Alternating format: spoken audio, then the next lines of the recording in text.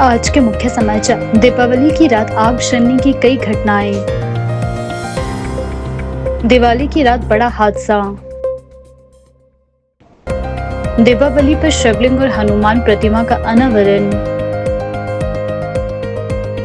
शिक्षण संस्थानों में अब आपदा प्रबंधन की पढ़ाई अनिवार्य।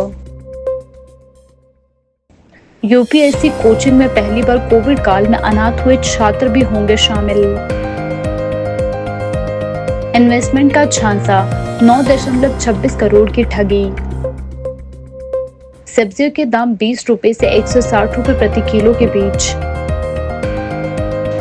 एचपीयू में पुस्तकालय के भीतर धार्मिक रंगोली को लेकर विवाद। अब समाचार विस्तार से। दीपावली की रात हिमाचल प्रदेश में खुशी के साथ साथ कई जगहों पर कहर भी बनकर आई। राज्य के विभिन्न जिलों से आग जलने की कई घटनाएं सामने आई है, जिनमें करोड़ों रुपए की संपत्ति का नुकसान भी हो चुका है। हालांकि राहत की बात यह रही कि इन हादसों में कोई जानी नुकसान नहीं हुआ है। कुल्लू जिले के मणिकरण घाटी में कसौल क्षेत्र में दीपावली की रात एक होटल में अचानक आग लग गई, जिससे पर्यटकों और स्थानीय लोगों में अफरा तफरी मच गई। आग होटल के ऊपरी मंजिल पर लगी और कुछ ही देर में फैमिली स्वीट रूम, हॉल और स्टोर रूम और अन्य कीमती सामान जलकर राख हो गया। स्थानीय लोगों की सूचना पर दमकल विभाग की 10 सदस्यीय टीम मौके पर पहुंची और 2 घंटे की मशक्कत के बाद आग पर काबू पाया गया। अधिकारियों के अनुसार इस हादसे में करीब 50 लाख रुपए की संपत्ति का नुकसान हुआ है, जबकि लगभग 5 करोड़ रुपए की संपत्ति को बचा लिया गया है। दीपावली की रात बनूटी शिमला ग्रामीण क्षेत्र में आग लगने से 3 दुकानें जलकर राख हो गई। घटना सुबह करीब 3:30 बजे हुई है। बालूगंज अग्निशमन केंद्र की 3 गाड़ियों और 15 सदस्यीय टीम ने मौके पर पहुंचकर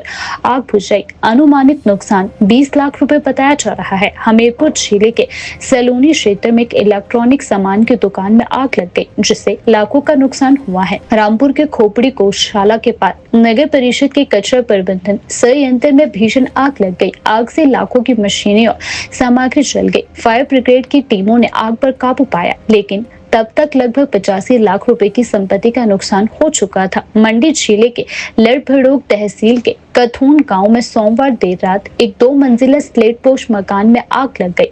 मकान में अकेली रह रही बुजुर्ग महिला शिवी देवी को ग्रामीणों ने समय रहते सुरक्षित बाहर निकाला।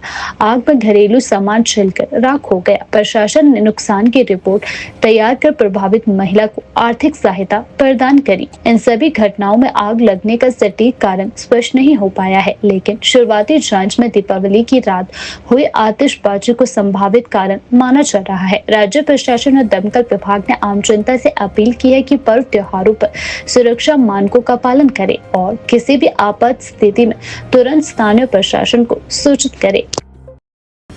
राजधानी शिमला में खुशियों की दिवाली के बीच एक दर्दनाक हादसे ने सभी को झकझोर कर रख दिया। सोमवार रात विक्ट्री टनल के समीप एक तेज रफ्तार कार की टक्कर से सड़क किनारे की रेलिंग टूट गई, जो फुटपाथ पर सो रहे एक परिवार पर गिर गई। हादसे में 4 मासूम बच्चों समेत 5 लोग गंभीर रूप से घायल हो गए हैं। घायलों को तुरंत स्थानीय लोगों की मदद से रिपन अस्पताल पहुंचाया गया, जहाँ से प्राथमिक उपचार के बाद सभी को आईजीएमसी शिमला रेफर किया गया। घायलों में एक 4 महीने का शिशु भी शामिल है। बाकी चारों भी बच्चे हैं जो अपने परिजनों के साथ फुटपाथ पर सो रहे थे। यह परिवार मूल रूप से मजदूरी करता है और विक्ट्री टनल के समीप अस्थायी रूप से रह रहा था। घटना सोमवार रात करीब 10:15 बजे की बताई जा रही है। कैलाश 22 वर्षीय नामक युवक ने पुलिस को बताया कि वह अपने परिवार के साथ फुटपाथ पर सो रहा था। तभी एक तेज रफ्तार टैक्सी वाहन संख्या HP 01 N0561 गलत दिशा से आई और रेलिंग को जबरदस्त टक्कर मार दी। टक्कर इतनी जोरदार थी कि रेलिंग के साथ साथ एक लोहे का साइन बोर्ड भी टूटकर नीचे आ गिरा और परिवार के सभी सदस्य इसकी चपेट में आ गए। सदर थाना पुलिस ने कैलाश की शिकायत पर भारतीय न्याय संहिता BNS की धारा 281 लापरवाही से सार्वजनिक रास्ते को खतरे में डालना और 125A जानलेवा लापरवाही के तहत मामला दर्ज कर लिया गया है। थाना प्रभारी SHO धर्मसेन नेगी ने बताया कि टैक्सी चालक को गिरफ्तार कर लिया गया है और वाहन को भी जब्त कर लिया गया है। पुलिस मामले की जांच कर रही है। हादसे के बाद स्थानीय लोगों में गुस्सा देखने को मिल रहा है। उन्होंने प्रशासन से मांग की कि फुटपाथ पर रहने वाले लोगों के लिए सुरक्षित आश्रय की व्यवस्था की जाए ताकि इस तरह की घटनाओं से बचा जा सके। फिलहाल सभी घायलों की हालत स्थिर बताई जा रही है और अस्पताल में इलाज जारी है। प्रशासन ने पीड़ित परिवार को हर संभव सहायता का आश्वासन दिया है। दीपावली के शुभ अवसर पर अर्के उपमंडल के एर गांव में एक भव्य धार्मिक समारोह का आयोजन किया गया, जिसमें शिवलिंग और भगवान हनुमान की प्रतिमा का अनावरण किया गया। इस अवसर पर बतौर मुख्य अतिथि पहुंचे स्थानीय विधायक संजय अवस्थी ने प्रदेश सरकार की जन कल्याणकारी योजनाओं और क्षेत्रीय विकास को लेकर महत्वपूर्ण बातें साझा की। विधायक संजय अवस्थी ने कहा कि प्रदेश सरकार ग्रामीण क्षेत्रों की आर्थिकी को मजबूत करने के लिए विभिन्न योजनाएं चला रही है, ताकि ग्रामीणों को आत्मनिर्भर बनाया जा सके। उन्होंने कहा कि सरकार का लक्ष्य हर क्षेत्र का संतुलित और समुचित विकास करना है। उन्होंने युवाओं को नशे से दूर रखने के लिए खेलों को बढ़ावा देने की बात कही और कहा कि खेल संरचना को मजबूत किया जा रहा है, ताकि युवा अपनी ऊर्जा सही दिशा में लगाए। इस मौके पर विधायक अवस्थी ने एर गांव में सामुदायिक भवन के निर्माण के लिए 3 लाख रुपए और खेल मैदान के निर्माण के लिए 1 लाख रुपए देने की घोषणा की। इसके अलावा उन्होंने स्थानीय बजरंग समिति को 21,000 रुपए की आर्थिक सहायता देने का भी ऐलान किया है। हर अधिकारी से, हर विभाग के अधिकारियों से चर्चा करके मैं यहाँ पर आया हूँ, और जो आपने यहाँ पर अपनी मांग रखी है सामुदायिक भवन की, तो सामुदायिक भवन का जब मैं पवन से जानकारी ले रहा था कि जमीन नाम हो चुकी है, तो आपने बताया कि यहाँ जमीन नाम हो चुकी है, तो मैं सामुदायिक भवन के निर्माण कार्य के लिए अपनी ओर से 3 लाख रुपए की राशि देने की मैं घोषणा करता हूँ।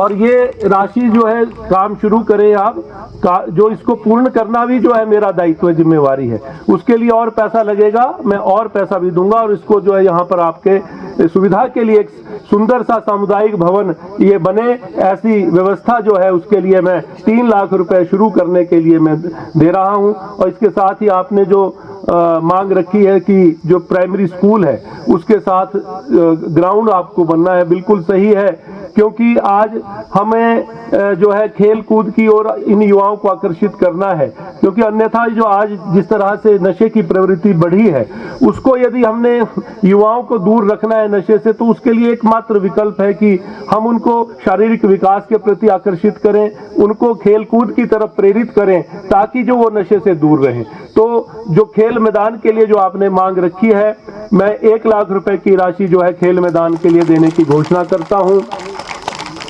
और ये आप ही का दिया हुआ है।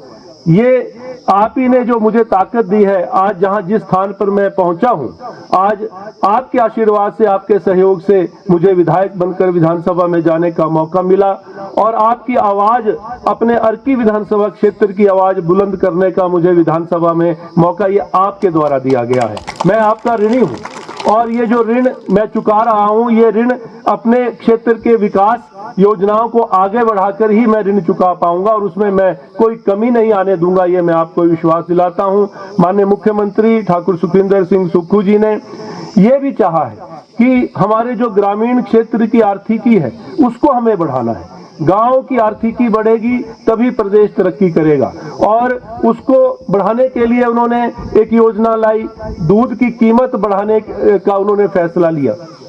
आपने देखा आज दूध की जो कीमत है, न्यूनतम मूल्य जो है उसका, गाय के दूध की जो कीमत है 51 रुपए प्रति लीटर किया गया है, और भैंस के दूध की कीमत जो है वो 61 रुपए न्यूनतम मूल्य फिक्स किया गया है। और मैं आपको ये भी बताऊं कि भारतवर्ष में हिमाचल प्रदेश पहला राज्य है जहां पर दूध का न्यूनतम मूल्य इतना अधिक रखा गया है, और कोई दूसरा राज्य हिमाचल प्रदेश के अलावा नहीं है भारतवर्ष में। ये मैं धन्यवाद करना चाहता हूं माननीय मुख्यमंत्री जी का, कि उनकी सोच जो है वो इसको, इस रेट को और बढ़ाने की है। मैं कल ही उनके साथ, उनको मैं दिवाली की शुभकामनाएं, बधाई देने गया था उनके घर पर, तो उनसे चर्चा हुई, तो उन्होंने कहा मैं चाहता हूं कि, क्योंकि मातृशक्ति जो है वो पशुधन की सेवा में लगती है। आज हमारे गांव में अधिकतर मातृशक्ति जो है वो पशु धन की सेवा कर रही है, और वो ये चाहते हैं कि इस दूध की जो कीमत है वो 65-70 रुपए तक इसको ले जाना चाहते हैं, ताकि इसका सीधा सीधा लाभ हमारी मातृशक्ति को हो और हमारे गांव की आर्थिकी बढ़े।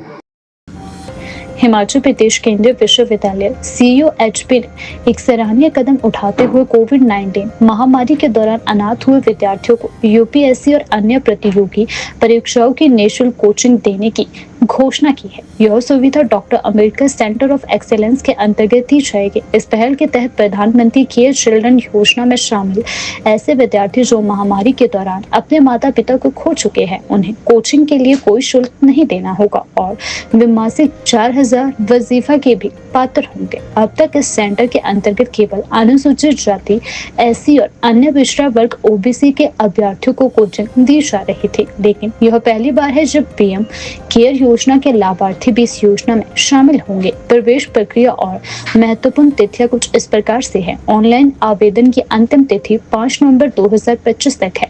एडमिट कार्ड डाउनलोड के 17 नवंबर से पहले एडमिट कार्ड डाउनलोड कर सकते हैं। प्रवेश परीक्षा तिथि 23 नवंबर 2025, परिणाम घोषित होने की तिथि 1 दिसंबर 2025। काउंसलिंग एवं दाखिला प्रक्रिया दिसंबर के पहले सप्ताह। कक्षाएं प्रारंभ 22 दिसंबर 2025 से होगी। प्रवेश परीक्षा का प्रारूप कुछ इस प्रकार से है। कुल प्रश्न 100 होंगे जो एक एक अंक के होंगे। सामान्य अध्ययन 70 प्रश्न, सामान्य अंग्रेजी 10 प्रश्न, सामान्य हिंदी 10 प्रश्न, संख्यात्मक क्षमता और तर्क 10 प्रश्न। आरक्षण कुल सीटों में से 30% सीटें महिलाओं के लिए आरक्षित होगी।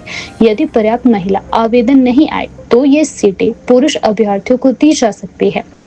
प्रोफेसर प्रदीप कुमार, नोडल अधिकारी, डॉक्टर अंबेडकर उत्कृष्ट केंद्र CUHP ने बताया कि इस बार हमने सामाजिक संवेदनशीलता का परिचय देते हुए कोविड काल में अनाथ हुए विद्यार्थियों को भी योजना में शामिल किया है। इससे उन्हें न केवल एक बेहतर भविष्य की दिशा में मार्गदर्शन मिलेगा, बल्कि समाज में आत्मनिर्भर बनने का अवसर भी मिलेगा। यह कदम न केवल शैक्षणिक समानता की दिशा में एक मजबूत प्रयास है, बल्कि महामारी के दौरान पीड़ित बच्चों को सशक्त बनाने की दिशा में सरकार और संस्थानों की प्रतिबद्धता भी दर्शाता है।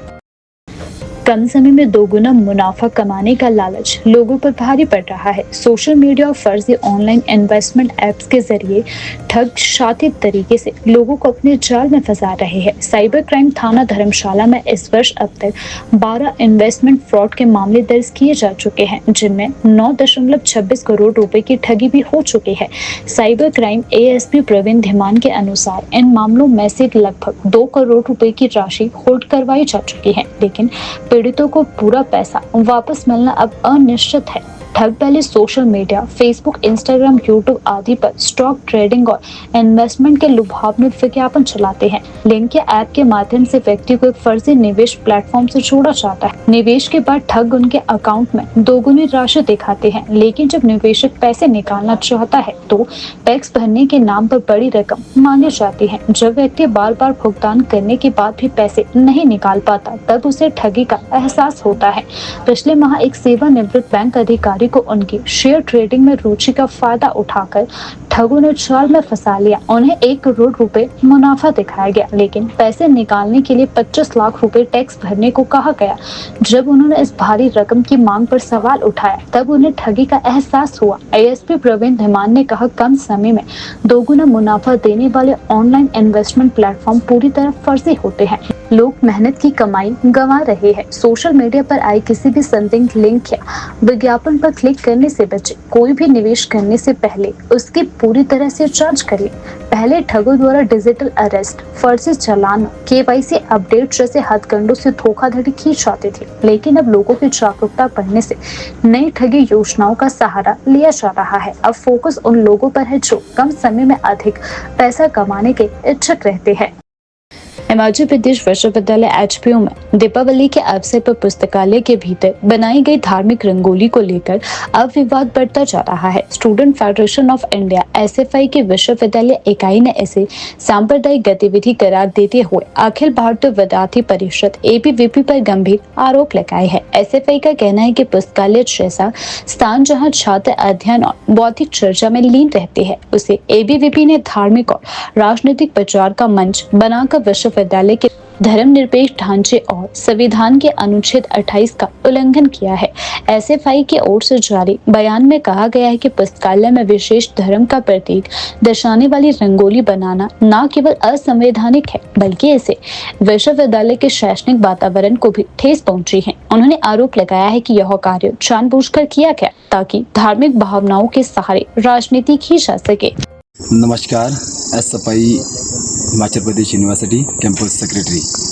लेकिन बड़े दुर्भाग्य है और बड़ी विडंबना के साथ आज आपके बीच कहना पड़ रहा है कि हिमाचल प्रदेश विश्वविद्यालय की यूनिवर्सिटी लाइब्रेरी में और इस यूनिवर्सिटी के अंदर एक ऐसा छात्र ऑर्गेनाइजेशन जो ना इस यूनिवर्सिटी की लाइब्रेरी के मायने समझता है और ना ही इस देश के संविधान के मायने को समझता है। बात करें पिछले कल की, तो एक ऐसा ऑर्गेनाइजेशन जो अपने आप को अखिल भारतीय विद्यार्थी परिषद, लेकिन अखिल भारतीय विद्यार्थी परिषद नहीं, वो अल्प बुद्धि विद्यार्थी परिषद है, वो एक ऐसा काम करता है इस विश्वविद्यालय के पुस्तकालय में। वहाँ लाइब्रेरी के अंदर रंगोली बनाता है, जिस रंगोली के अंदर धार्मिक प्रतीकात्मक गतिविधि जो उसके अंदर मेंशन करता है, इसके अंदर आरएसएस के झंडे को बनाया जाता है और साथ ही साथ उसके अंदर जो है अखिल भारतीय विद्यार्थी परिषद, ज्ञानशील एकता, अनेक तरह के ऐसे वर्ड्स जो उसके अंदर लिखे जाते हैं। वो नहीं जानते कि यूनिवर्सिटी की लाइब्रेरी या किसी भी लाइब्रेरी के क्या मायने हैं, जो अपने आप में अध्ययन का केंद्र, ज्ञान का केंद्र है। इन्होंने सिर्फ संविधान का उल्लंघन और इस लाइब्रेरी के अंदर अध्ययन के पर्यावरण को ही दूषित नहीं किया है, बल्कि जो हमारे संविधान के फंडामेंटल ड्यूटीज़ आर्टिकल 51 ए के अंदर उसका सब पार्ट्स जो एच है, उसके अंदर हर एक नागरिक, इस देश के नागरिक का कर्तव्य है कि वो इस देश के अंदर हर एक एजुकेशन इंस्टीट्यूट के अंदर एक साइंटिफिक टेम्परामेंट और प्रोग्रेसिव और सेकुलर एजुकेशन को बचाने की लड़ाई में अपना योगदान दें। लेकिन ऐसा ऑर्गेनाइजेशन जो लगातार एक धार्मिक गतिविधियों को प्रमोट करते हुए लगातार इस विश्वविद्यालय के अंदर करता आ रहा है, ये साफ इस संविधान के आर्टिकल 28 का भी उल्लंघन है और धर्मनिरपेक्षता की शिक्षा का भी उल्लंघन है। एसएफआई इसकी कड़ी निंदा और कड़ी भर्त्सना करती है। इसके साथ साथ ही दोस्तों, अभी जब इस चीज़ का इन्हें एहसास होता है कि ये चीज़ें जो हैं गलत हैं, उसके बाद ये क्या करते हैं, इस तरह का सहारा धर्म, जाति और कल्चर अनेक इस तरह का एक्टिविटी का सहारा लेते हैं, जिससे जो है लोगों को इमोशनली ब्लैकमेल, जिसको बोल सकते हैं हम, इमोशनली ब्लैकमेल करने का काम करते हैं। एसएफआई का वहाँ यह मानना था कि लाइब्रेरी जो है अध्ययन का केंद्र है और इस अध्ययन के केंद्र के अंदर इस तरह की पार्टिकुलर धार्मिक गतिविधियों को प्रमोट ना किया जाए, ताकि यहाँ हर एक व्यक्ति जो है, हर एक धर्म से लोग जो है पढ़ने के लिए आते हैं। एसएफआई ने वहाँ साफ बात रखी कि आप इस तरह की अगर एक्टिविटी करनी है तो वो लाइब्रेरी के बाहर, लाइब्रेरी के दायरे से बाहर जाकर जो है इस तरह की जो है दिवाली आप रंगोली बनाएं। लेकिन वहाँ इस तरह की उनकी लड़कियाँ जो अपने आप को यह बता रही हैं कि हमारे ऊपर लात मारे या हमारी रंगोली मिटाई गई, ये साफ झूठ है। और वहाँ सिर्फ वही उन्होंने अपनी जो बाइट के अंदर पिछले कल कहा है, उनके जो अध्यक्ष जो कह रहे थे कि हमारी छात्राओं के साथ अभद्र व्यवहार किया, हमारी रंगोली जो पाँव के साथ, हमने उस रंगोली को नहीं मिटाया, बल्कि जो वहाँ एबीवीपी और जो यहाँ आरएसएस का झंडा, जो भगवा झंडा, उस झंडे को जो बना रहे थे उसको मिटाने का काम किया था। हम उनको यह बताना चाहते हैं ये विश्वविद्यालय कोई संघ का अखाड़ा नहीं है, और साथ ही साथ उनको यह भी अल्टरनेटिव दिया कि आप बाहर जाकर जो है इस रंगोली को बनाएं।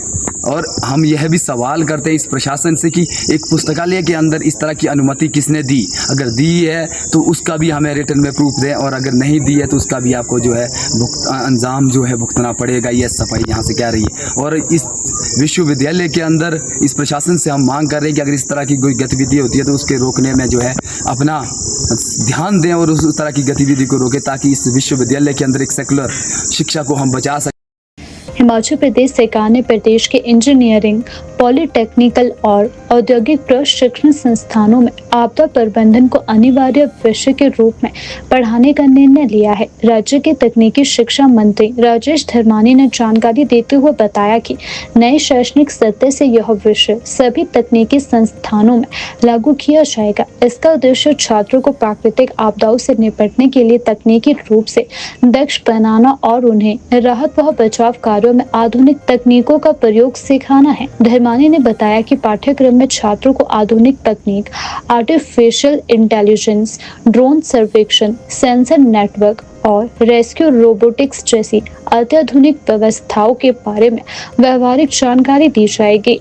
इसके अलावा भवन निर्माण के सुरक्षित स्थानों की पहचान, स्थायित्व विश्लेषण और भूकंप रोधी डिजाइन, जल निकासी प्रबंधन, भूमि धंसने के बचाव के उपाय जैसे व्यवहारिक प्रशिक्षण भी छात्रों को दिया जाएगा, जिससे वे स्थानीय भू प्राकृतिक परिस्थितियों के अनुसार निर्माण कार्यों को अधिक सुरक्षित और वैज्ञानिक तरीके से कर सकेंगे। धर्मानी ने कहा कि इस विषय से छात्रों को केवल जानकारी ही नहीं बल्कि रोजगार के नए अवसर भी मिलेंगे। आपदा प्रबंधन से जुड़े क्षेत्रों जैसे NDRF, SDRF, नगर नियोजन, पर्यावरण संरक्षण, सार्वजनिक निर्माण और निर्माण एजेंसियों में युवाओं को प्राथमिकता मिल सकती है। हिमाचल आपदाओं से जूझता राज्य है, ऐसे में युवाओं को तकनीक से सजग और सक्षम बनाना समय की सबसे बड़ी जरूरत है। यह पाठ्यक्रम आपदा से निपटने की तैयारी में मील का पत्थर साबित होगा। शिमला के लोअर बाजार की सब्जी मंडी में आज ताजी सब्जियों के दाम 20 रुपए से लेकर 80 रुपए प्रति किलो तक दर्ज किए गए। मंडी में खरीदारी करने पहुंचे आमजन का कहना है कि बीते सप्ताह की तुलना में कुछ सब्जियों के दामों में मामूली बढ़ोतरी देखने को मिल रही है, जबकि कई सब्जियों की कीमतें स्थिर बनी हुई है। वहीं आज सब्जियों के दाम कुछ इस प्रकार से रहे। भिंडी 40 रुपए प्रति किलो, मटर 160 रुपए प्रति किलो, मेथी 50 रुपए गट्ठी, बंद गोभी 40 रुपए प्रति किलो, पालक 40 रुपए प्रति गट्ठी, फ्रांसबीन 80 रुपए प्रति किलो, शिमला मिर्च 80 रुपए प्रति किलो तक देखी गई।